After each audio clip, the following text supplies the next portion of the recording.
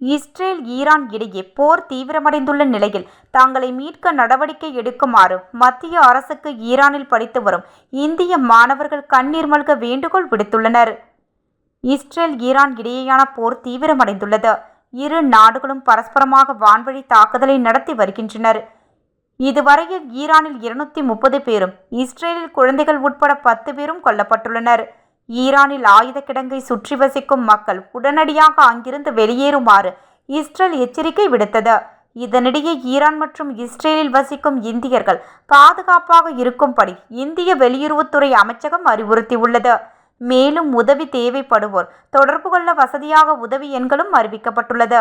இந்த நிலையில் இரு நாடுகளும் இடையே தாக்குதல் தீவிரப்படுத்தியுள்ள நிலையில் தாங்களை உடனடியாக அழைத்துக் கொள்ளுமாறு மத்திய அரசுக்கு ஈரானில் உள்ள இந்திய மாணவர்கள் கோரிக்கை விடுத்துள்ளனர். இதனிடையே மாணவர்கள் தங்கியிருக்கும் விடுதிக்கு சிறிது கிலோமீட்டர் தொலைவில் வெடிகுண்டு தாக்குதல் நடத்தப்பட்டதாக சொல்லப்படுகிறது. இதனால் பீதியடைந்துள்ள இந்திய மாணவர்கள் இந்திய அரசு உடனடியாக தங்களை மீட்க நடவடிக்கை எடுக்க வேண்டும் என்று கூறியுள்ளனர். இந்திய மாணவர் ஒருவர் கூறுகையில், நாங்கள் அபார்ட்மெண்ட்டின் அடித்தளத்தில் சிக்கிக் கொண்டிருக்கிறோம்.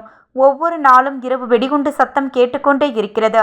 3 நாட்கள் தூக்கமில்லாமல் தவித்துக் கொண்டிருக்கிறோம்.